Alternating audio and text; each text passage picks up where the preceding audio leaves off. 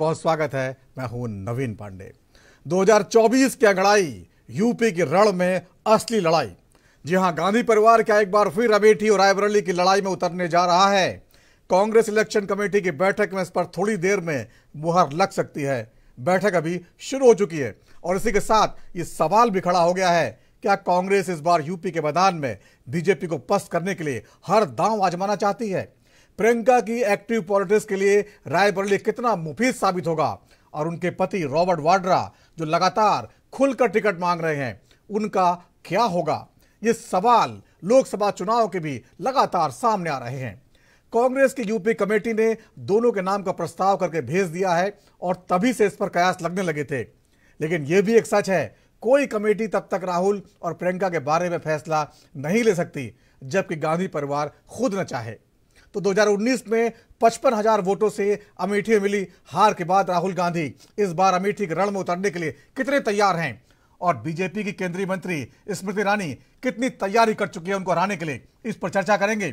हमारे साथ कुछ खास मेहमान जुड़े हुए हैं, लेकिन उससे पहले देख लीजिए कि इसने क्या कुछ कहा।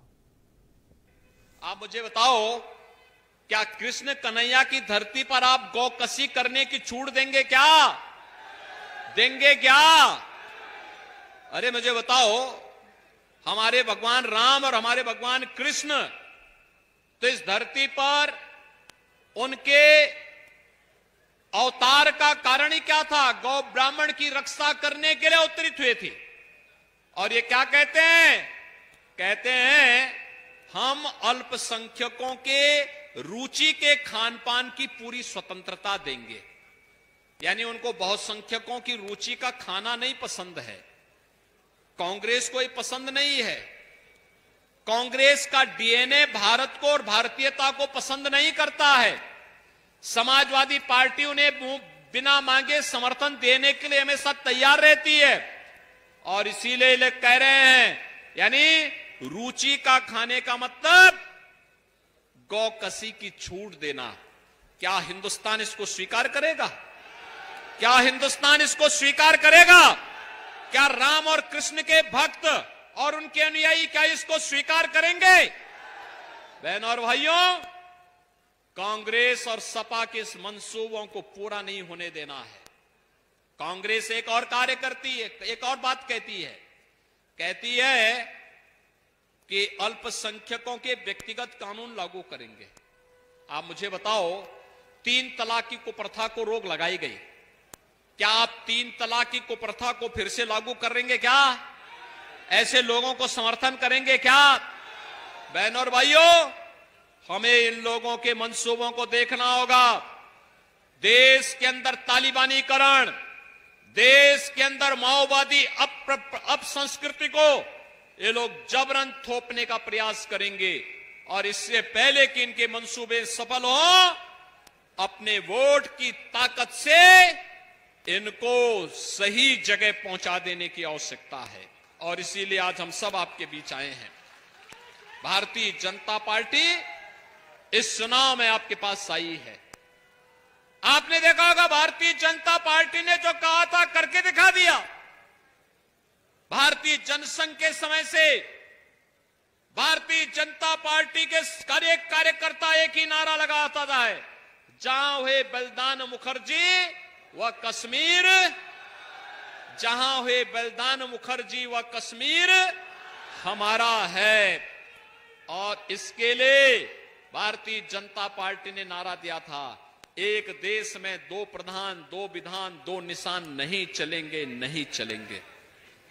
और भारतीय जनता पार्टी ने इस बात को कहा है, कश्मीर में धारा 370 हटाया है, आतंकवाद की ताबूत में अंतिम कील ठोका है। अब इस देश में समान नागरिक कानून भी देश के अंदर, पूरे देश के अंदर लागू करके रहेंगे। यह भारतीय जनता पार्टी आश्वासन देने के लिए आई है। 2 प्रधान, 2 विधान, 2 निशान नहीं चलेंगे, ये भारतीय जनता पार्टी आश्वासन देने के लिए आई है। भारतीय जनता पार्टी ने किया है और करेगी। जनता बदलाव चाहती है, जनता को धोखा मिला।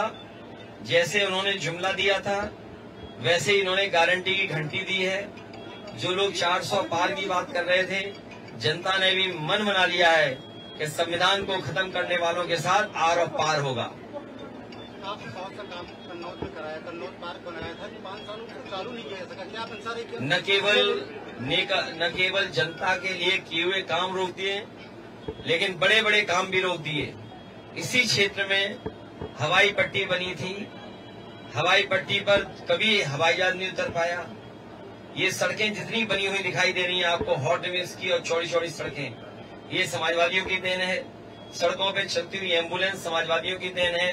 सड़कों पे चलती हुई 100 नंबर गाड़ी समाजवादियों की देन है। ये जो बिजली आ भी रही है और जितने सब स्टेशन बने हैं वो समाजवादियों की देन है। यहाँ सीएससी को अपग्रेड करना, सीएससी में सुविधाएं देना समाजवादियों की देन है। कन्नौज जैसी जगह पर बड़े बड़ी मंडी बनाना, परफ्यूम पार्क बनाना, इंजीनियरिंग कॉलेज बनाना, डेयरी का प्लांट लगाना और किसानों को सही तरीके का बीज मिल जाए उसके लिए एक्सीलेंस सेंटर बनाना और सुविधाएं दे करके आलू को भी आगे बढ़ाने का काम किया था, जिससे आलू का काश्तकार, आलू का किसान को भी लाभ हो।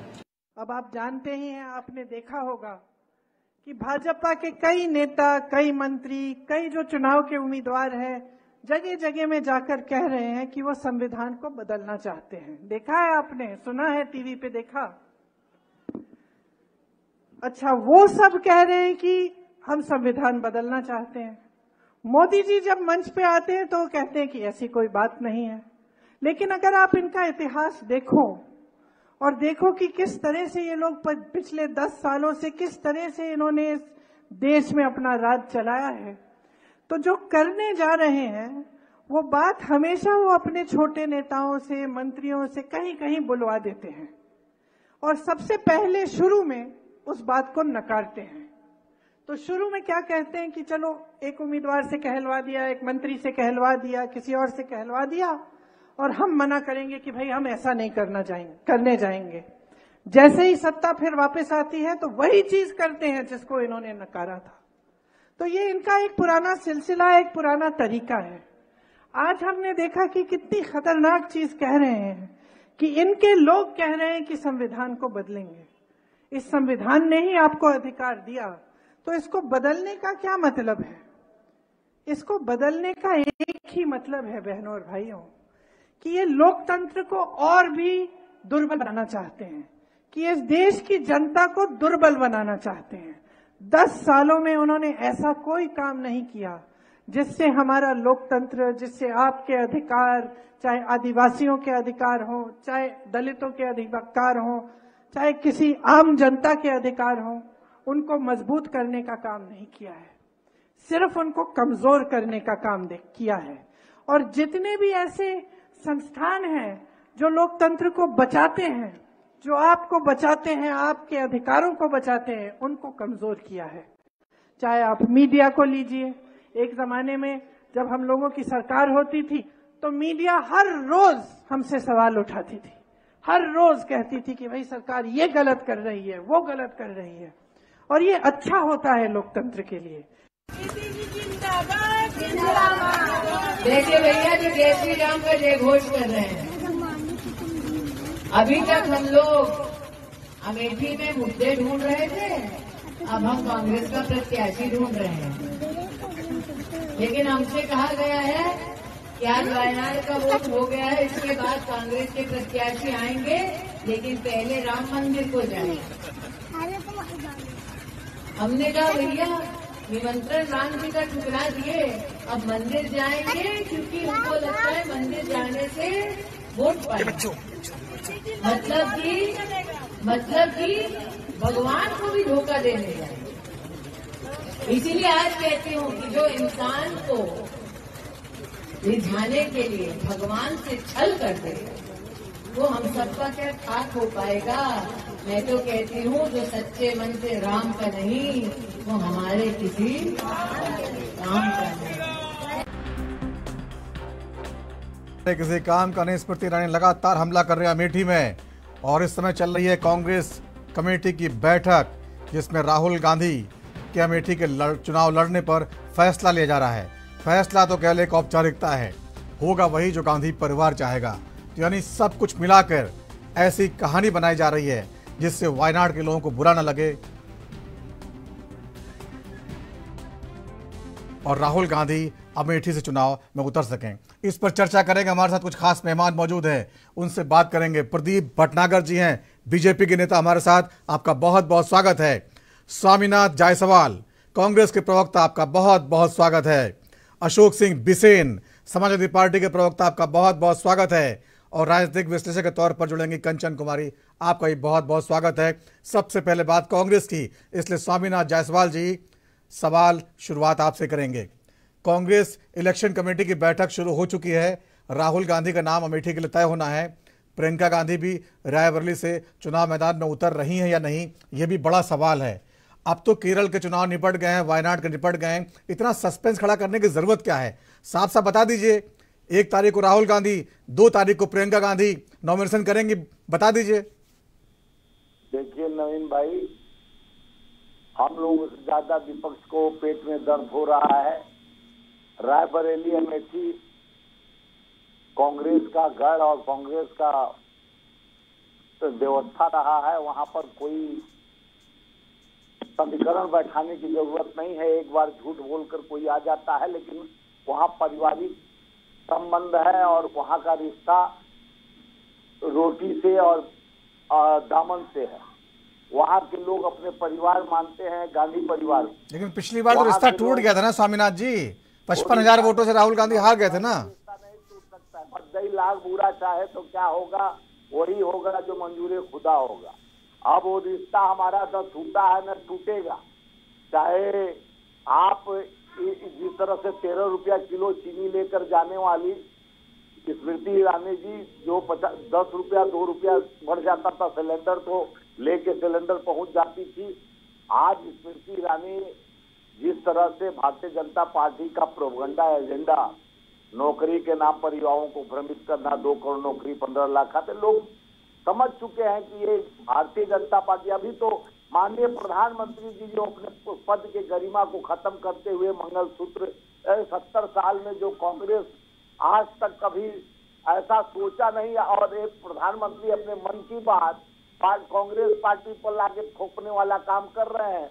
मंगलसूत्र छीनने का उनका आदत है, मंगलसूत्र का सम्मान नहीं करने का आदत प्रधानमंत्री का है, और नाम लेते हैं कांग्रेस के ऊपर। हमारे मैनिफेस्टो में कहीं भी नहीं लिखा है मंगलसूत्र चाहे मुस्लिम चाहे कोई है कि हम उठा के मुस्लिम को दे देंगे और ये करेंगे। तुष्टीकरण की राजनीति भारतीय जनता पार्टी, इतना गिर के राजनीति, देश के सबसे गरिमामय पद पर बैठे हुए प्रधानमंत्री जी जो कभी ओबीसी की बात करते हैं, कभी जाते हैं कहते हैं बंगाल में मैं आकाशवाणी कह देते हैं कि मैं बंगाल का बेटा पैदा होऊंगा, नहीं तो पहले पैदा हुआ था। ठीक है, तो ऐसे महान प्रधानमंत्री हमारे देश को, ठीक है, उस पे आएंगे जायसवाल जी, आएंगे। का बरसात करते हुए लोगों को झूठ परोसने का काम आज भारतीय जनता पार्टी के पास न मुद्दा है, न नेता है, न व्यवस्था है, विहीन हो चुका है। इनके हर बात में झूठ पकड़ी गई। चाहे अभी हमारे योगी जी का भाषण सुन रहा था, योगी जी गौकसी की बात करते हैं, एक तरफ से गौ जितने व्यापारी हैं उनसे चंदा लो और धंधा दो काम करते हैं।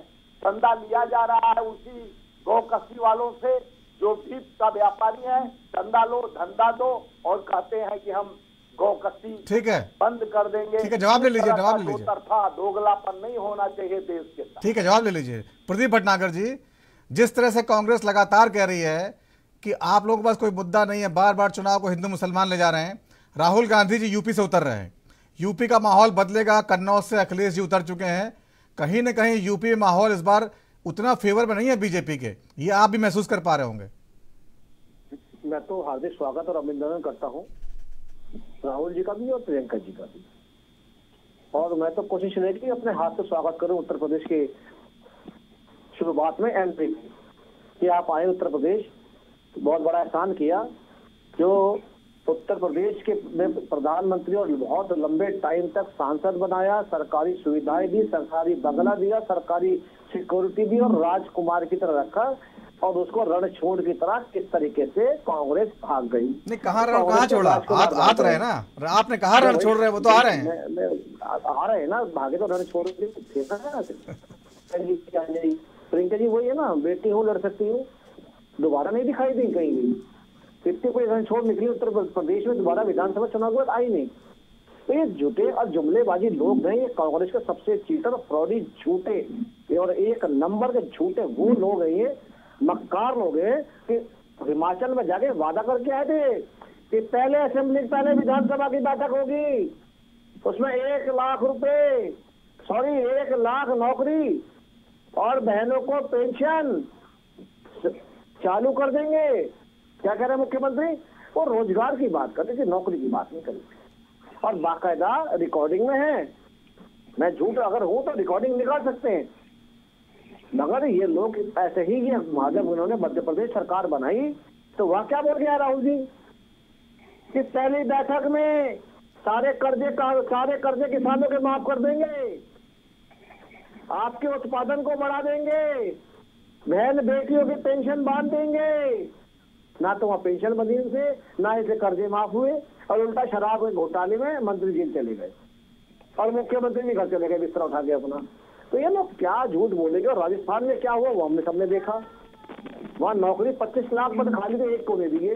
छत्तीसगढ़ झारखंड में बैठे हुए सरकार बना के वहाँ 3.5 लाख पद खाली है, वहाँ एक रीति जुमलेबाजी कौन कर रहा है ये बताएंगे बैठ के।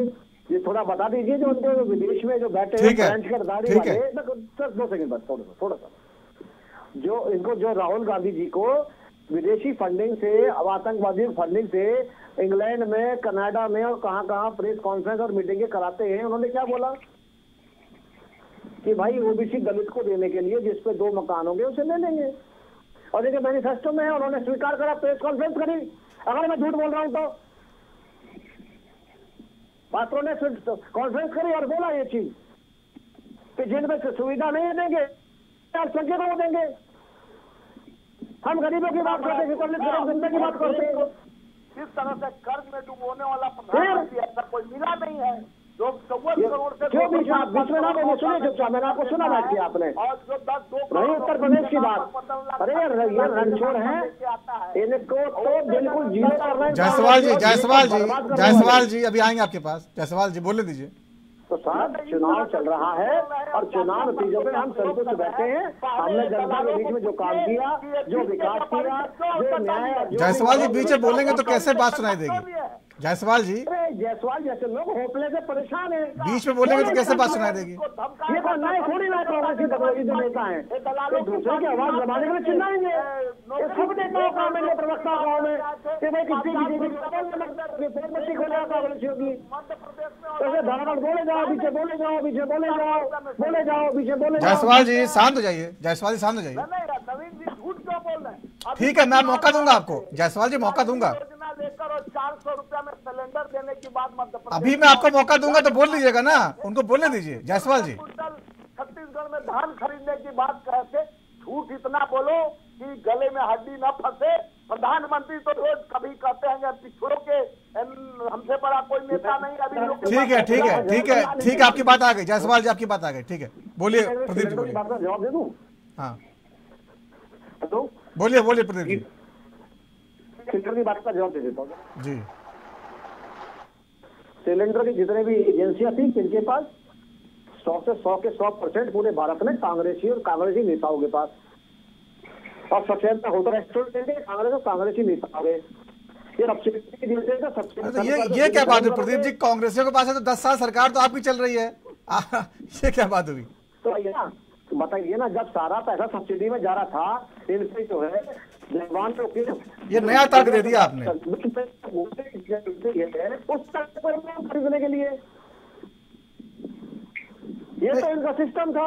ये पहली बार सुना है बीजेपी का कोई नेता ये कह रहा है कि जो है कांग्रेसियों की एजेंसी थी इसलिए सिलेंडर महंगे हो गए। ये तो बात हजम नहीं होती ना। नहीं महंगे, मैंने कहा नहीं महंगे, मैंने क्या कहा? तो सिलेंडर, एक बात बताइए, सिलेंडर क्या कांग्रेस ने कभी 200-400 रुपए का दे दिया क्या?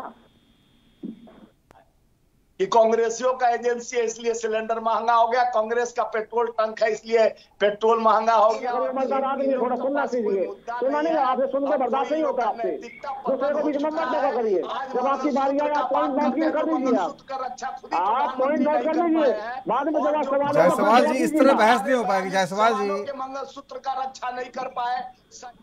जायसवाल जी बहुत समय पड़ा हुआ, आपको बोलने का मौका दूंगा ना। इस तरह से झूठ बोल रहे हैं तो आपको जवाब देने का मौका दूंगा ना मैं। ये बताइए, इस तरह का नेशनल चैनल पर बैठ के कि एजेंसी कांग्रेसियों का। हाँ तो मैंने बोला ना, उसने इंटरप्ट किया ना। अब आप मत बोलिए ना बीच में, फिर सुनाई नहीं देगा। आप मत बोलिए बीच में, ठीक है। अशोक सिंह बिसेन साहब, जिस तरह से आज जो है कानपुर से कन्नौज के बीच में रथ यात्रा निकाली, सड़क यात्रा निकाली, रोड शो किया अखिलेश जी ने, और बहुत सारी बातें कही। उन्होंने एक बड़ा मुद्दा उठाया है, और जो उठा भी रहे थे कि ठाकुर लोग जो है बीजेपी में इस समय जो है साइडलाइन किए जा रहे हैं। राजनाथ सिंह को उदाहरण दिया उन्होंने, प्रधानमंत्री पद के दावेदार थे, और देखिए आज कहीं फोटो नहीं है। तो योगी आदित्यनाथ तो सीएम बने हुए हैं, ठाकुर थोड़े नाराज चल रहे हैं, बीजेपी के लिए मना लेंगे। आप लोग भड़का क्यों नहीं ठाकुरों को? जो सच्चाई है उसको राष्ट्रीय अध्यक्ष अखिलेश यादव जी ने कहा है, और हमारे नेता है जो कह रहे हैं वो सच्ची बात है। पूरे प्रदेश में 2-3 टिकट दिए गए हैं भाई, सिर्फ राजनाथ और योगी जी के साथ ठाकुर दोनों इनके साथ है, तो ठाकुर के साथ विश्वासघात किया है, तो उसको जो सच्चाई रहेगी उसको तो हर आदमी कहेगा। राष्ट्रीय अध्यक्ष जी कह रहे हैं सही बात नहीं। पश्चिम उत्तर प्रदेश में नाराजगी दिखाई दी है, लेकिन क्या नाराजगी आगे बढ़ेगी? क्या पूर्वांचल तक जाएगी? ये पूर्वांचल में निश्चित तौर पे बढ़ रही है और बढ़ चुकी है, और इसका जो है रिजल्ट भी आएगा, और गठबंधन इसलिए मजबूत होता जा रहा है और हम लोग जीतेंगे। 17 सीट आपने कांग्रेस को दी है, कहाँ से जीतेंगे आप? समाजवादी का नाम निशान नहीं है, जीतेंगे कैसे आप? अखिलेश यादव को मजबूरी में चुनाव लड़ने उतरना पड़ा, जीतेंगे कैसे आप? अब मजबूरी में राहुल गांधी बेचारे चुनाव लड़ने आ रहे, जीतेंगे कैसे आप? राहुल गांधी तो गठबंधन के हमारे प्रत्याशी हैं। 17 सीट कह रहा हूँ, कांग्रेस जो है पूरे भारतवर्ष में 350 के आसपास सीटों पे चुनाव लड़ रही है, आप कैसे बनाएंगे बताइए ना? समाजवादी पार्टी कितनी सीटों पे चुनाव लड़ रही है? सुन लीजिए, बोले नहीं सर, मैं डाटा बता रहा हूँ। ठीक है, डाटा पता है, उनको भी पता है, वो भी राजनीति में है। 20 सीट पे लड़ रहा है, कोई 15 सीटों पे लड़ रहा है, गठबंधन कैसे प्रधानमंत्री बनाएंगे? सवाल तो आज। ठीक है, सुन लीजिए, जवाब सुन लीजिए। अशोक जी बोलिए। हाँ, हम गठबंधन के जो लोग हैं, सारे इंडिया गठबंधन के लोग मिलके निश्चित तौर पे सरकार बनाने जा रहे हैं, इसीलिए पूरी भाजपा घबराई हुई है। एक बात मोदी बोलते हैं, इसके बाद वही मोदी के सारे लोग, चाहे अमित शाह हो, चाहे योगी जी हो, पूरे प्रदेश में वही बात को बार बार दोहराया जाता है। वही झूठ को बार बार झूठ बोल के जो है सच साबित करने के लोग काम कर रहे हैं। गठबंधन मजबूत है, मजबूती से लड़ रहा है, और जनता हमारे साथ, जन विश्वास हमारे साथ। इसलिए हम निश्चित तौर पे जो है हमारा गठबंधन जीतने जा रहा है, और राहुल गांधी भी जीतेंगे अमेठी से, और इसीलिए जो है स्मृति ईरानी घबराई हुई है। अभी डिक्लेयर नहीं हुआ, इससे पहले ही उनका जो है बयान जो है अलाल जलोल जो है वो बोलना शुरू कर दिया है।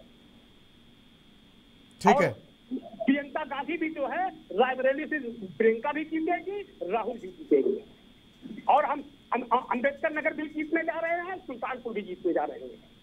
प्रियंका गांधी हारने जा रही है चुनाव। अच्छा, चुनाव फंसा गया। और रामपुर में हमारी क्या कह रहे हैं? प्रियंका गांधी हारने जा रही हैं। आपने मुझे बोल दिया, आपने कहा प्रियंका गांधी हारने जा रही है। वो जबान फिसल गई, जीतने जा रही है। अभी आपने कहा प्रियंका गांधी हार रही। अरे उसको मुद्दा मत बनाइए, जबान फिसल गई है। अरे अभी आपने कहा प्रियंका गांधी हारने जा रही है, मैं तो कहता हूँ आपको एडवांस में निकल जाता हूँ आपको मैं। जीतने जा रही है, जीतने जा रही है, निकल गई भैया। ठीक है, नहीं निकली नहीं सर। ठीक है, नहीं अच्छी बात है, बिल्कुल आपने अच्छी बात कही है, थैंक यू। ठीक है अशोक जी, ठीक है। कंचन कुमारी जी, जिस तरह से आपने देखा पहला दौर और दूसरा दौर, लगातार 2 दौर में मतदान प्रतिशत घटा है यूपी में, खासतौर से पश्चिम उत्तर प्रदेश की बात करें तो बहुत इंडिया गठबंधन को बहुत एक तरह से आत्मविश्वास हासिल हुआ है। जो इंडिया गठबंधन शुरुआत में लचर अवस्था में चल रहा था, बीजेपी बहुत आगे थी, अब मामला कहीं न कहीं 60-40 तक पहुंच चुका है और कॉन्फिडेंस बढ़ा है, लगातार हमले हो रहे हैं और उसका जवाब भी दिया जा रहा है। क्या लगता है आपको, यूपी की हवा बदल रही है? जी नवीन जी, जैसा कि शुरुआत में हम लोग देखे थे कि ये जो है चुनाव एक तरफा जा रहा था, लेकिन पास आते आते जब चुनाव बीता है तो उसके बाद से बहुत ही जैसे लग रहा है कि हम लोग एक मैच देख रहे हैं जो बहुत ही अच्छा रोचक वाला मैच हो गया। उस तरीके का हम लोग अभी चुनाव देख रहे हैं और कांटे का टक्कर दोनों में है। और इसका जो है कहीं ना कहीं दोनों पार्टियों की गलतियों की वजह से जो है वोट प्रतिशत वो घटा है। मतदाता जो बाहर नहीं निकल रहे हैं वो दोनों पार्टियों की गलती है। अब देखिए ये जो है ओवर कॉन्फिडेंस में चले गए बीजेपी वाले, क्योंकि इनको ये लगा कि हमारा जो है 400 पार आएगा ही आएगा, क्योंकि मोदी जी का ये हुंकार था। उन्होंने चुनावी रैलियों में ये कहा कि हम 400 पार आएंगे, हालांकि अब वो ऐसा नहीं बोल रहे हैं, अब उनके बयानबाजियां बदल गई हैं। वहीं पर हमें ऐसा लग रहा है कि विपक्षियों को जहां पर ईवीएम पर इन्होंने उंगली उठाया, जिसकी वजह से जनता के मन में ये धारणा आ गई कि हम वोट देंगे तो कहीं ना कहीं ऐसा होगा कि वो वोट उन्हीं को जाएगा, तो इस वजह से मतलब रोचकता जो थी कि हम वोट देने जाएंगे वो कहीं ना कहीं जो है उसमें बदल गया कि चलो छोड़ो अब नहीं जाएंगे वोट देने के लिए, जिसको जीतना है वो तो जीतेगा ही जीतेगा। तो इस वजह से अब जो है दोनों लोगों का जो है बहुत ही चुनाव रोचक में आ गया है, रोचकता पूर्ण हो गई है। तो कंचन जी आप ये कह रही हैं जो लोग वोट देने नहीं गए वो सब विपक्ष के लोग थे, तो डबल नुकसान है विपक्ष को। विपक्ष देखिए मैं ये नहीं कह रही हूँ, बीजेपी के भी लोग नहीं गए हैं ना, उनको ये लग रहा है कि भाई हम ओवर कॉन्फिडेंस में, मैंने आपको कहा ना कि ओवर कॉन्फिडेंस में अगर हम वोट नहीं भी देने जाएंगे तब भी जीत तो जाएंगे। ऐसा होगा कि हमारे तब भी हम जीतेंगे ही जीतेंगे। इसीलिए कार्यकर्ता मेहनत करते हुए नहीं दिखाई दिए, जिसकी वजह से अभी हमने नरेंद्र मोदी जी का एक रैली में देखा कि वो अपने रैली से कह रहे हैं अपने कार्यकर्ताओं से कि आप लोग जाइए, हुजूम बना करके जाइए और लोगों को घर से लाइए, वोट मतदाता करवाइए, जा करके आप लोग मतदान करवाइए, स्टेज पर खड़े मत रहिए। ये नरेंद्र मोदी जी अपने एक चुनावी रैली में उन्होंने बोला है। तो इस वजह से मुझे ऐसा लगता है कि ये कहीं ना कहीं जो है अब चुनाव दोनों पार्टियों को जो है इस चीज को सोचना चाहिए था कि हम जो कर रहे हैं उससे जनता पे क्या असर आ रहा है। क्योंकि देखिए बीजेपी के जो वोटर हैं वो आश्वस्त हो गए कि हमें आएंगे ही आएंगे। जो लोग निकल रहे हैं वो लोग जो है वो मोदी जी के फॉलोअर्स हैं कि हाँ भाई हमको मोदी जी को जो उनके भाषण होते थे वो भाषण जो चेंज हो रहे हैं, जो बयानबाजियां बदल रही हैं, उसके वजह से कहीं ना कहीं है अब डाउट में बीजेपी भी आ गई है। ठीक है। अब जो आज आपका मुद्दा है राहुल गांधी का, मैं उस पर कुछ बोलना चाहूंगी। और यहाँ पे अमेठी से मुझे ऐसा लगता है कि अमेठी से प्रियंका गांधी और राहुल गांधी दोनों में से किसी को लड़ना जरूर चाहिए, क्योंकि ये इनका पारिवारिक रहा है, क्षेत्र रहा है। और जैसा ये दक्षिण भारत में मेहनत कर रहे हैं, दक्षिण में भारत कर रहे हैं, वैसे इनको उत्तर भारत में भी मेहनत करना चाहिए। क्योंकि देखिए यहाँ इनका पहले गढ़ रहा है, लेकिन जैसे जैसे ये यहाँ से हटते गए हैं कार्यकर्ताओं का मनोबल टूटता गया है, कार्यकर्ताएं बिखर जाते हैं, लोग पार्टी बदल के इधर से उधर जाते हैं। आपको अपने पारिवारिक क्षेत्र में कम से कम आप हारो या जीतो, लेकिन लोगों के बीच में आपको रहना चाहिए, जाना चाहिए, मिलना चाहिए, क्योंकि ये सत्ता है, आज किसी और का है, कल किसी और का होगा। लेकिन अगर आप नहीं जाएंगे तो कार्यकर्ताओं का मनोबल टूटेगा। आपके परिवार को वहां से इंदिरा गांधी तक लड़ती रही हैं, तो ऐसे में आप वहां पर नहीं जाते हैं, नहीं लड़ते हैं, तो ये कहीं ना कहीं कांग्रेस की कमियां होंगी। मुझे लगता है कि अभी तक इन लोगों को अनाउंसमेंट कर भी देना चाहिए कि वहां से कौन लड़ रहा है। तो ये मेरा कहना है कि आपके हिसाब से क्या लगता है कंचन जी, क्यों छुपा रहे हैं लोग?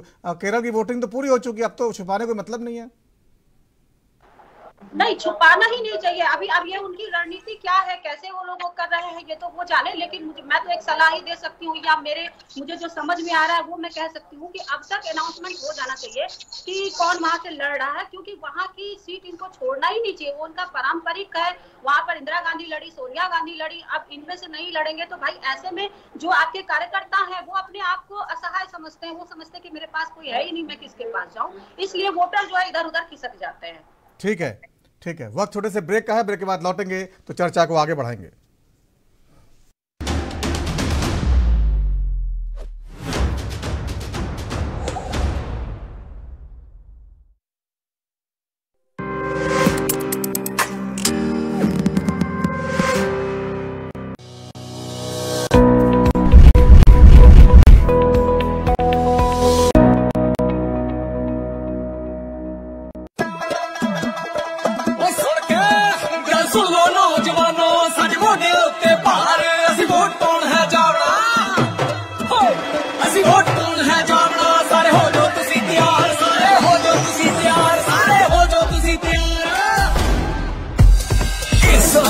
दिखाइए सारे अपना फर्ज निभाइए, पक्के इरादे हुण अपनाइए, मतदान दा लेसन सबनूं सिखाइए। ਕੀ ਤੁਸੀਂ ਇੱਕ ਵੋਟਰ ਵਜੋਂ ਰਜਿਸਟਰਡ ਹੋ?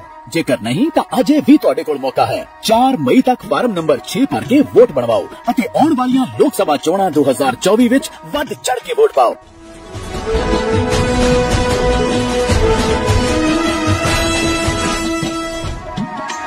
पंजाब करेगा वोट 1 जून 2024 में।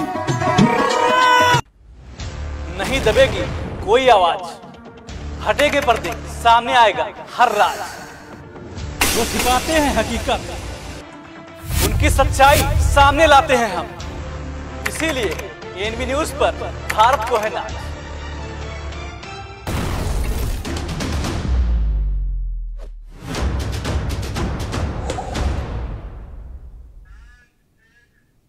और ब्रेक के बाद राजधर में एक बार फिर आपका स्वागत है। बात चल रही है आज यूपी के जंग की, यूपी की लड़ाई के साथ ही जो मतदान प्रतिशत गिरा है उस पर क्या है सियासी हालात। बात कर रहे हैं हमारे साथ प्रदीप भटनागर जी हैं, बीजेपी के नेता, स्वामीनाथन जायसवाल जी हैं, कांग्रेस के प्रवक्ता अशोक सिंह बिसेन साहब हैं, समाजवादी पार्टी के प्रवक्ता कंचन कुमारी जी हैं, राजनीतिक विश्लेषक के तौर पर जुड़ी हैं। प्रदीप भटनागर जी, ये जानकारी जो है मीडिया में आई है, आप हालांकि इसको मानेंगे नहीं, अमित शाह जी ने मध्य प्रदेश में कई मंत्रियों को फटकार लगाई है और कहा है कि जिसके इलाके में वोट प्रतिशत गिर रहा है वो अगली बार मंत्री नहीं बनेगा। साफ साफ चेतावनी जारी की है। यानी कहीं ना कहीं बीजेपी को लगता है, घबराई हुई शब्द इस्तेमाल में नहीं कर रहा हूं, लेकिन वोट गिरने का नकारात्मक असर पड़ रहा है और आप लोग संभालने की कोशिश कर जरूर रहे हैं, लेकिन इसका फायदा विपक्ष को मिलेगा। देखिए, बिल्कुल सीधा सीधा जवाब दूंगा। ये संगठन का सिस्टम है। अगर आपने जिम्मेदारी ली है ना, तो जनता के बीच में रहना पड़ेगा आपको, उनका जवाब देना पड़ेगा आपको जनता के पैसे का जवाब भी देना पड़ेगा, उनके विकास का जवाब भी देना पड़ेगा।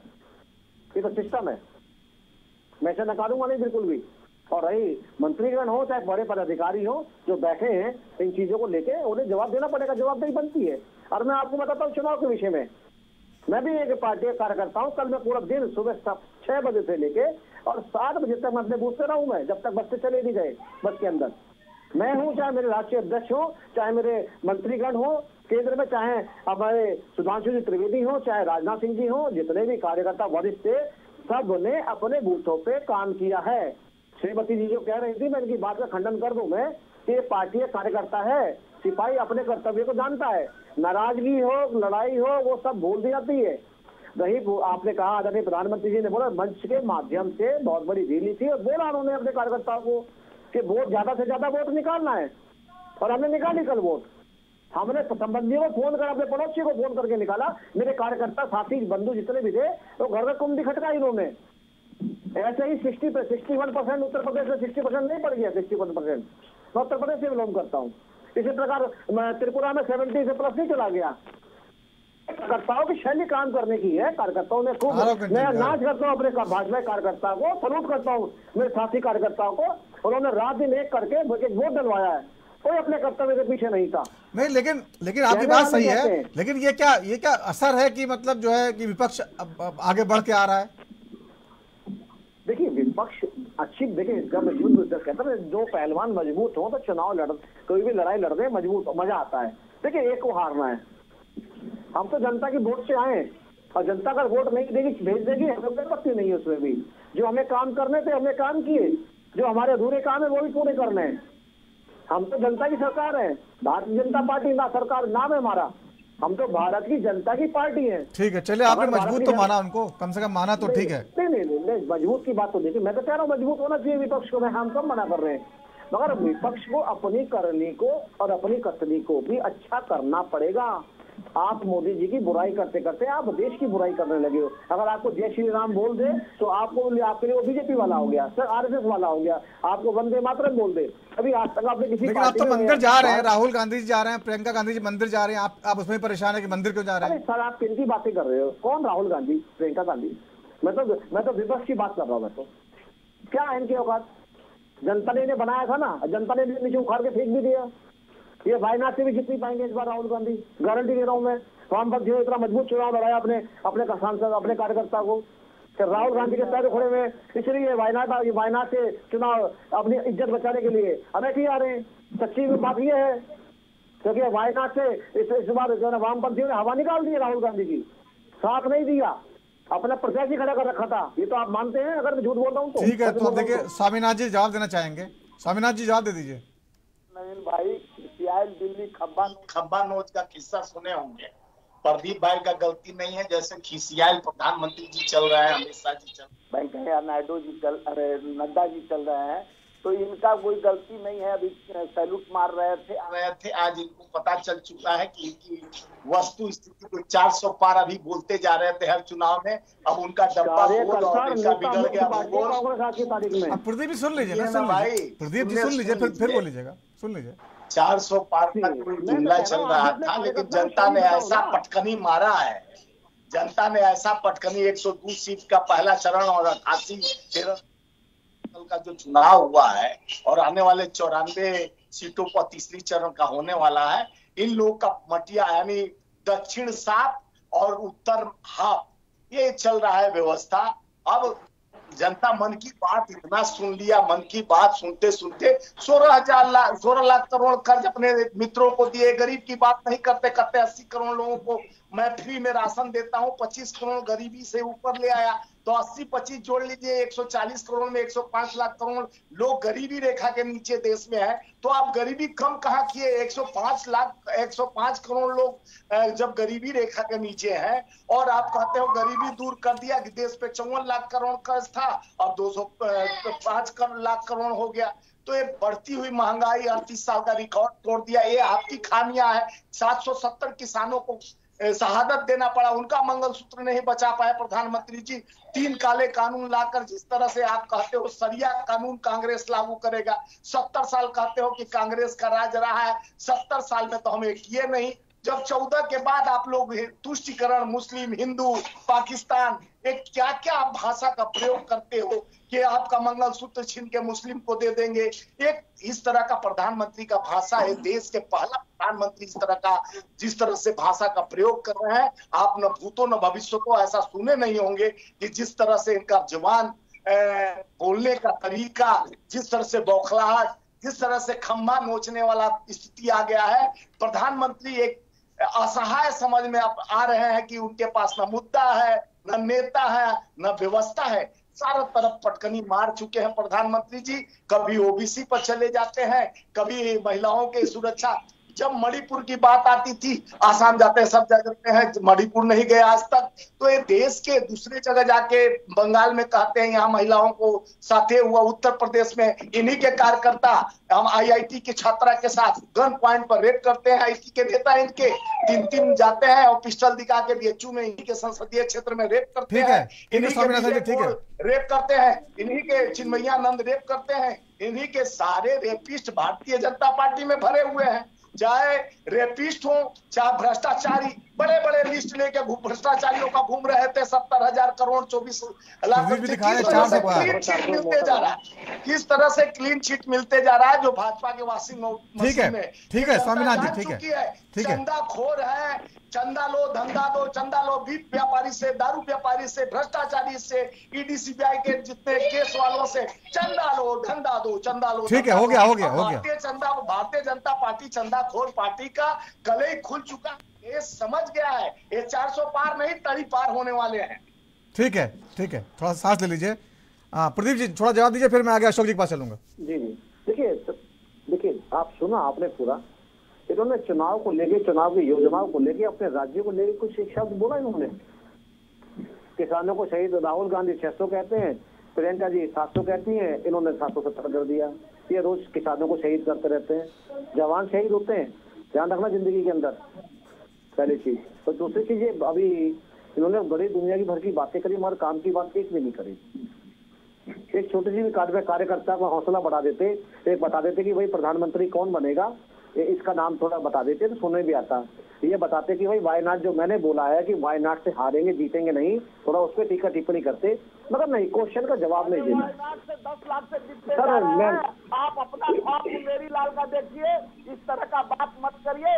राहुल जी 10 लाख वोटों से जीतने जा रहे हैं। आपके इसी चैनल पर आज ये बाजी लगा लीजिए आप। अरे 5.5 लाख तो बेहतर के 10 लाख नहीं जीतेंगे तो आप भारतीय जनता 5.5 लाख तो बेहतर नहीं, 10 लाख कैसे मिल जाएंगे?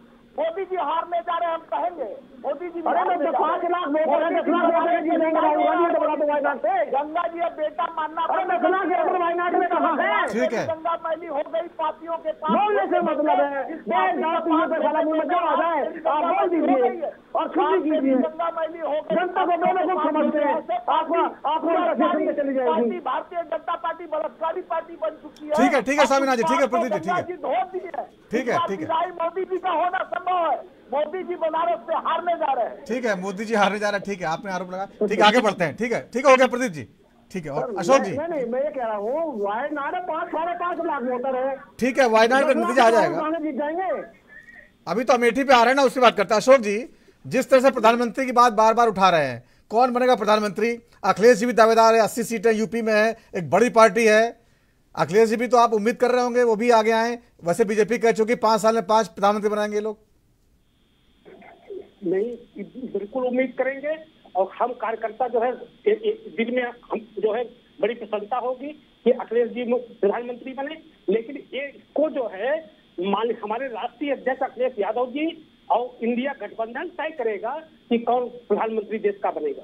पहले कौन बनेगा? राहुल गांधी जी पहले, अखिलेश जी? ये तो अभी ये तो अभी कह रहे हो अखिलेश यादव बनेंगे प्रधानमंत्री, ये तो अभी घोषणा कर रहे हैं इस बात की। वो कह रहे हैं हम चाहते हैं वो बने, लेकिन तय करेगा इंडिया गठबंधन। अखिलेश जी के सिपाही हैं, हम लोग तो चाहेंगे ही कि भाई हर कार्यकर्ता हमारा चाहता है कि अखिलेश जी तो खुद चुनाव हार गए लोकसभा, कैसे जीतेंगे? जी सर, अखिलेश जी तो खुद चुनाव लोकसभा हार गए थे, कैसे जीतेंगे? आजमगढ़ चुनाव जीते थे, कैसे बात? प्रदीप जी, संप्रतिक वोट लेके जीती इस बार, मैनपुरी से संप्रतिक वोट लेके जीती। कन्नौज तक तो डिम्पल जी हार गए थे, अखिलेश जी जीते थे। आपको हरा के भेजा, आपको जो है डिम्पल कैसे जीतेंगे आप? निश्चित तौर पे जीतेंगे। हम लोगों का हौसला भाई, हम लोग मान के चल रहे हैं, जीत और हार जो है आपकी सोच पर निर्भर करता है। मान लो हार है, मुझे एक सवाल का जवाब दे दीजिए। इंडिया गठबंधन के जी वो तो ठीक है, मुझे छोटा सवाल दे दीजिए जवाब, क्या आपको मुस्लिम वोट ही चाहिए, हिंदुओं के भी चाहिए? हम लोग समाजवादी लोग हैं, हमको सारे लोग जो है हमारे साथ हैं। तो हिंदू लोग, तो हिंदू भाइयों के लिए जय श्री राम बोल दीजिए। बैकवर्ड और एसटी भी हमारे कहता हूँ हिंदू भाइयों के लिए जय श्री राम बोल दीजिए। भाई जय श्री राम तो भाई श्री राम हमारे लोगों के दिल में रहते हैं। हाँ तो हम लोग दिल में सबके रहते हैं, दिल में सबके सुनना चाहते हैं, जनता सुनना चाहती है कि समाजवादी पार्टी के लोग बोले जय श्री राम, जनता से बोले। जब राम हमारे दिल में है हम तो, हाँ तो राम तुम्हारे दिल में तो मुंह में भी आने चाहिए ना, मुंह में भी आने चाहिए ना, राम तुम्हारे दिल में है तो जी। अगर राम आपके दिल में है तो मुंह में भी आने चाहिए, अगर राम के दिल में है तो दिल की बात तो मुंह पे आती है ना। तो बोले जय श्री राम, जय श्री राम हमको कोई किताब थोड़ी है, तो बोले जय श्री राम, बोले जय श्री राम पार्टी के लोगों को। अरे तो बोले भाई जय श्री राम बोलिए, अगर आपको बार-बार से आ रहे तो कहते रहूं। ठीक है, कब जा रहे हैं? ठीक है प्रदीप जी, ठीक है प्रदीप जी बोले दीजिए। प्रदीप जी हो गया। राहुल गांधी अयोध्या जी कब जा रहे हैं ये बता दीजिए। जब भगवान श्री राम उनको बुलाएंगे, भगवान तो सीधा ऊपर बुलाते हैं, राम जी तो एक ही बार बुलाते हैं, ऊपर बुलाते हैं, राम जी पोस्ट कार्ड नहीं डालते। नहीं यहाँ नीचे ऐसे नहीं होता, ऐसे नहीं होता, ऐसे नहीं होता। ये तो ठीक है प्रदीप जी, ठीक है प्रदीप जी, ठीक है आपकी बात आ गई, ठीक है टालने वाली बात मत कीजिए, राम जी तो एक ही बार बुलाते हैं। ठीक है प्रदीप जी ठीक है, होगी आपकी बात आ गई।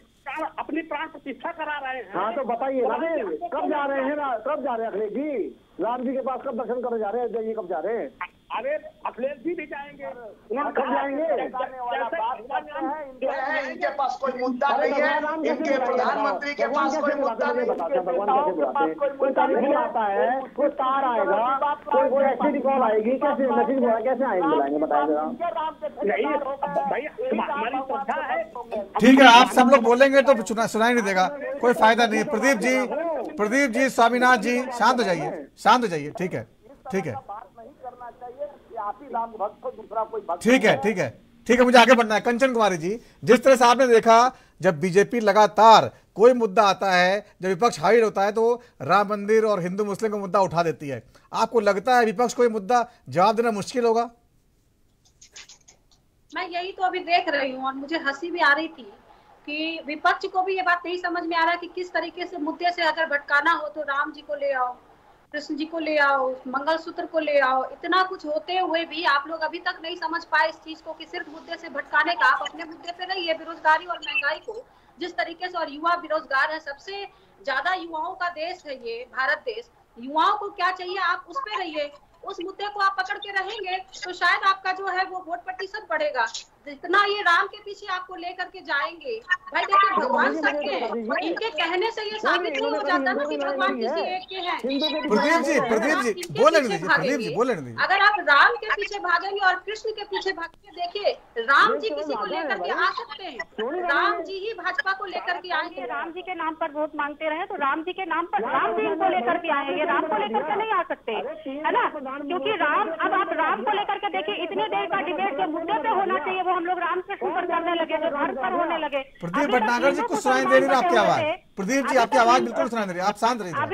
अभी तक हिंदू मुसलमान बटे हुए थे, अब तो हिंदू बट रहे हैं। कुछ दिन में हिंदू भी दो लोग हो जाएंगे, दो खेमे में बढ़ जाएंगे। ये सोचने वाली बात है। लेकिन कंचन जी यहाँ पे ये भी सोचने वाली बात है, विपक्ष भी तो लगातार जाति आरक्षण और तमाम ऐसे मुद्दे उठा रहा है जो बीजेपी को मौका देता है वो हिंदू मुस्लिम आरक्षण वाली बात पे मैं एक बात कहना चाहूंगी नवीन जी, एक बात बहुत जरूरी है इस देश में कि आरक्षण के नाम पर जो यहाँ पर आरक्षण दिया गया है जातियों को, किस जाति को कितना फायदा मिला है इसका सर्वे जरूर होना चाहिए। तब जाकर के, जैसे अभी महाराष्ट्र में हम लोगों ने देखा था कि धरना पर बैठे हुए थे आरक्षण के लिए, मुझे ऐसा लगता है कि आरक्षण के लिए जो है उसका एक वो देखना चाहिए कि वो उस लायक है कि नहीं, क्या आरक्षण के दायरे में वो आता है। इसका एक रूल एंड रेगुलेशन सेट करना चाहिए, क्योंकि आरक्षण जो अब तक दिया गया है उससे बहुत सारी जातियों को फायदा भी हुआ और बहुत सारी जातियों को फायदा मिला भी नहीं है, क्योंकि यहाँ पर जो है जातिवादिता ज्यादा है। तो इस वजह से जाति के लोगों को कि किस जाति को आरक्षण से फायदा हुआ है, आरक्षण से फायदा नहीं हुआ है, इसका सर्वे जरूर होना चाहिए, ये मेरा मानना है। अब देखिए मैं ये कह रही हूँ कि वोट प्रतिशत गिर रहा है, उसके बावजूद इन लोगों को इतना मतलब शर्मिंदगी नहीं है। जनता के बीच में किस तरीके से निराशा है चुनाव को लेकर के, एक लोकतंत्र में इस तरीके से वोट प्रतिशत वो ना करके अभी भी ये लोग जो है 400 कर रहे हैं। क्या मेरी आवाज आ रही है आप तक? आ रही बोलिए। कट गया है नहीं आ रही, अब आप बोलिए। आप तो मैं कह रही हूँ कि 400 ये कर रहे हैं, ये गलत है। और विपक्ष को भी जो है इस पर जो ईवीएम पर निकाला गया है, जो इन लोगों ने कहा है, वो उस चीजों को वापस लेना चाहिए और उन सब चीजों के पीछे, मुद्दों के पीछे नहीं भागना चाहिए जो ये मुद्दा बेकार का उठा करके ला रहे हैं। क्योंकि कुछ चीजें जो है हमारे देश में ना पहले बदली थी ना अब बदलेंगी। महंगाई तब थी तो ये आए, और आप आज क्यों भटक जा रहे हैं अपने मुद्दों से? आपके पास बेस्ट मुद्दा है बेरोजगारी, क्योंकि सबसे ज्यादा जो है बेरोजगारी वो इस समय देश में है, बेरोजगारी है, महंगाई है। आप उस मुद्दे पर टिके रहिए। राजस्थान में देखिए, राजस्थान का भी अब की बार जो सीट इनका पूरा का पूरा रहा है, ये जो 400 पार का आंकड़ा दे रहा है, मैं आपको बताती हूँ, अगर टाइम हो तो मैं स्टेट वाइज आपको बता दूंगी। राजस्थान में देखिए इनकी सीटें इधर उधर हो रही हैं अब की बार बीजेपी की, क्योंकि देखिए पिछली बार क्या हुआ था, वोटिंग प्रतिशत इसलिए बढ़ा था वहां पर कि पुलवामा के शहीदों के नाम पर वहां पर वोट दिया गया था, क्योंकि वहां के लोगों को ये लगा था कि हम जो है वोट करेंगे तो मोदी जी जो है उसका बदला लेंगे या कुछ ना कुछ उसका निकल करके आएगा। लेकिन क्या निकल के आया? अग्निपथ योजना, जिसकी वजह से वहां की पब्लिक जो है वो काफी नाराज है और इस वजह से वहां का इस बार का वोटिंग प्रतिशत जो है वो इधर उधर हो गया है। और उसके बावजूद ये लोग खुश हैं। समझने की बात ये है, अभी मैंने भटनागर जी को देखा, कह रहे कि हमने कार्यकर्ताओं ने काम किया, मेहनत किया और हमने इतना, मतलब गिरता हुआ मतदान भी इनको खुशी दे रहा है। ये सोचने वाली बात है।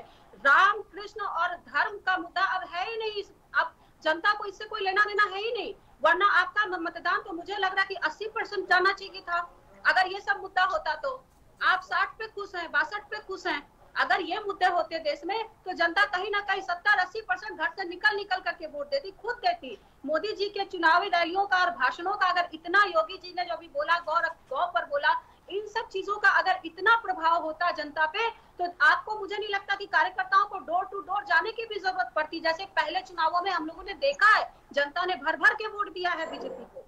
तो इस बार का वोट जो है, मुझे ऐसा लगता है कि विपक्ष को इधर उधर नहीं होना चाहिए। रामकृष्ण को करने दीजिए, हिंदू मुसलमान करने दीजिए। आपको सिर्फ फोकस करना है बेरोजगारी और महंगाई, जो कि बहुत ही ज्यादा इस समय देश में है, और यही मुद्दा आपको कहीं ना कहीं हमें लग रहा है कि वो आगे आपकी सीटों को भी बढ़ा रहा है इस बार। ठीक है स्वामीनाथ जी, स्वामीनाथन जी, मुद्दा बना नहीं पा रहे हैं आप लोग महंगाई बेरोजगारी को। बार बार बोलते तो हैं आप लोग जो है टेलीविजन पर, लेकिन जमीन पे जनता के भी ये मुद्दा बना नहीं पा रहे, जबकि सबसे बड़ा मुद्दा यही है। नवीन भाई, हम लोग का यही मुद्दा, हमारे नेता राहुल गांधी जी निरंतर जो हम प्रदीप जी, आ रहा हूं। न्याय, सुनिए, जो 5 न्याय योजना के तहत युवा न्याय, नारी न्याय, किसान न्याय, श्रमिक न्याय, हिस्सेदारी न्याय, जिसकी यानी 5 गारंटी और 25 योजना के तहत जो हम जनता के पास लेके गए हैं, वो सबको मालूम। जनता से ही हम मैनिफेस्टो जो बनाए हैं अपना, वो जनता का ही सवाल को लेकर और जनता के पास जाकर उन्हीं के मुद्दों को रखे हैं। जो हम पहले सरकार बनने पर ही 30 लाख नौकरी और 1 लाख अप्रेंटिसशिप युवाओं को भर्ती में 30 लाख नौकरी देने का बात कहे हैं, जो खाली पड़ी हुई है केंद्र सरकार में। पेपर लीक पर कानून बनाने की बात कहे हैं। वीक वर्करों को गिग वर्कर के लिए बेहतर काजी नियम लगाने की बात कहे हैं। 5000 करोड़ का स्टार्टअप फंड लगाने की बात कहे हैं। युवाओं के लिए न्याय, महिला को 1 लाख रुपया, ये सब तो पता है, सबको घोषणा पत्र में है। मैं कह रहा मुद्दा नहीं बना पा रहे हैं आप, जैसे कंचन जी बोल रहे थे। और बता रहा हूँ, कंचन जी के बात पे आ रहा हूँ। देखिए, 38 साल का रिकॉर्ड तोड़ महंगाई हुआ। देश को जिस तरह से गरीबों को गरीबी हटाने की बात प्रधानमंत्री जी कहते हैं, निरंतर कहते आए हैं, और बोले कि, और वही भाषा आ जाता है कि 80 करोड़ लोगों को मैं फ्री में राशन दिया कि नहीं, मिला कि नहीं, मिल रहा है कि नहीं। अरे भैया, 10 साल से 80 करोड़ लोग अभी राशन के लिए मोहताज है, 500 के लिए। उनको आप रोजगार दिए कि नहीं, ये पूछना चाह रहे हैं। 2 करोड़ नौकरी प्रति वर्ष मिला कि नहीं, 15 लाख काले धन आए कि नहीं, ये सब गायब हो गया आपके मुद्दों से। आप अपने मैनिफेस्टो में को नौकरी की बात नहीं कहे। कानून लेके आपके 770 किसानों के शहादत, जिस स्वामीनाथन को आप भारत रत्न दिए, उनके बनाए हुए एमएसपी को लागू नहीं किए। किसान का मुद्दा, युवा का मुद्दा, श्रमिक का मुद्दा, हम जिस तरह से आप महंगाई का रिकॉर्ड तोड़ 38 साल का रिकॉर्ड तोड़े हैं। इनसे पूछा जाएगा तो मिलियन ट्रिलियन के हम उसमें सबसे आगे जा रहे हैं। हमारी बढ़ोतरी हो रही है यहाँ, जिसका पॉकेट से जा रहा है, जो मध्यवर्गीय है, खाने के लिए आज तबाह है। कंचन जी भी जानती होंगी कि घर का सामान लेने जाती होंगी, जो 10,000 में आता था महीने का सामान, अब 28,000 में आता है वही सामान।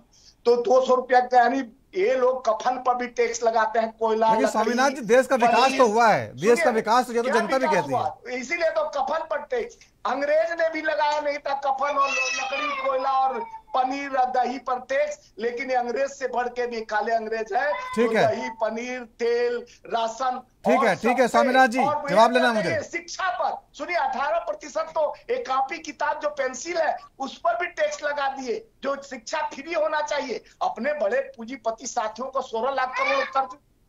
ठीक है, 2 लाख से 1 लाख के लिए ठीक है, आपकी बात आ गई है। ठीक है, फांसी लगा देता है। ये देश है इनका, बड़े पूंजीपतियों का साथ, मोदी जी का हाथ बस चल रहा है। लेकिन ये रामलीला खत्म। ठीक है, चलिए, ठीक है प्रदीप जी, देश का जो मिजाज है, देश का विकास दिखाई देता है प्रदीप जी।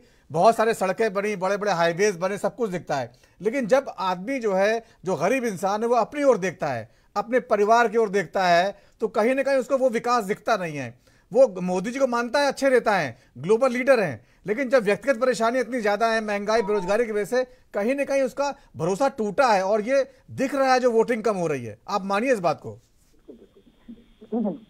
आपको पता है इंदिरा गांधी जब प्रधानमंत्री थी, तब भी देश के अंदर महंगाई के लिए, रोजगार के लिए प्रदर्शन खूब हुआ। राजीव गांधी तभी प्रदर्शन खूब हुआ।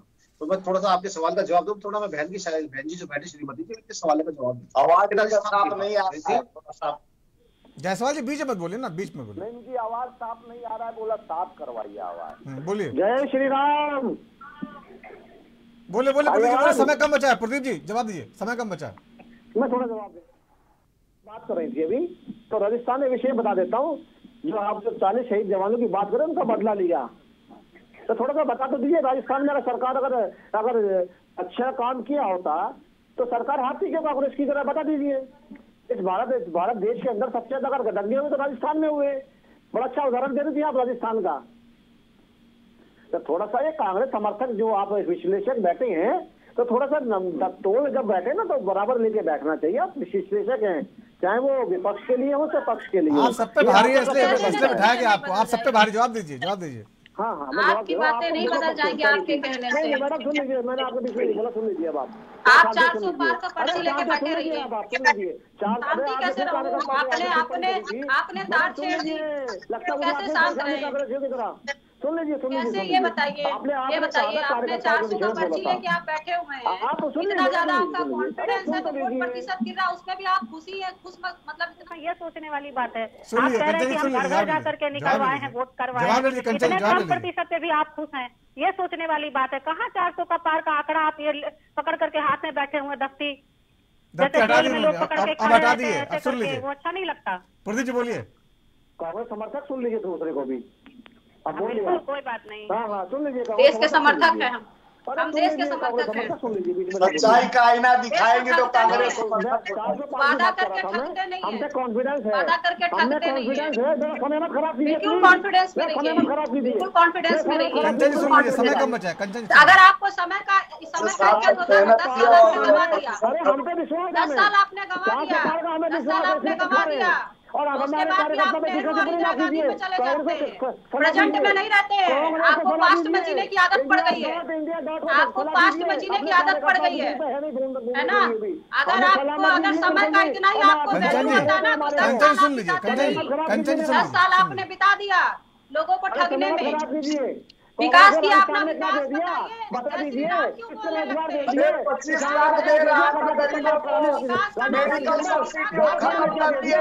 500 रुपया में सिलेंडर राजस्थान में दे रहे हैं, 400 में लाऊंगा, कहाँ दे रहे हो? वाली बात है, देख रहे कि जनता किस तरीके से सब लोग बोलिएगा तो कुछ सुनाई नहीं देगा दर्शकों को। किस तरीके से आपको नकार रही है जनता, किस तरीके से वोट नहीं डाल रही है, उसके बावजूद आप जो है परेशान हो रहे हैं। 400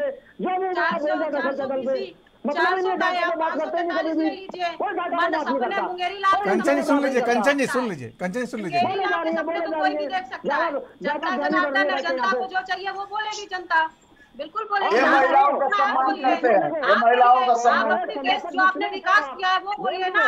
आप कहीं राजनीति विश्लेषक पर टूट पड़ रहे हैं तो कहीं राम जी को लेकर के आ रहे हैं। प्रदीप जी अपनी बात रखिए, प्रदीप जी अपनी बात रखिए। आपके पास जवाब देने के लिए है नहीं। कंचन जी शांत हो जाइए, कंचन जी शांत हो जाइए, कंचन जी नहीं, नवीन जी शांत अगर इन्होंने विकास किया तो अपना विकास सुन लीजिए क्या बोल रहे हैं, सुन लीजिए, समर्थक बोल रहे हैं भाई, सुन लीजिए ना जवाब।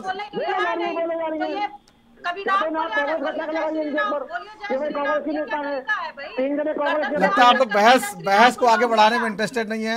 अरे भाई इनको मुद्दा ही नहीं है, बोलने के लिए बोलेंगे कहाँ से? आपके पास मुद्दा नहीं है भाई, सवाल आपके पास मुद्दा नहीं है, इनके पास मुद्दा ठीक है, समय खत्म हो चुका है। आप सभी मानों का बहुत बहुत धन्यवाद इस चर्चा में शामिल होने के लिए। तो राजधर्म में वक्त छोटे से ब्रेक का है, ब्रेक के बाद भी खबरों का सिलसिला जारी रहेगा। नमस्कार।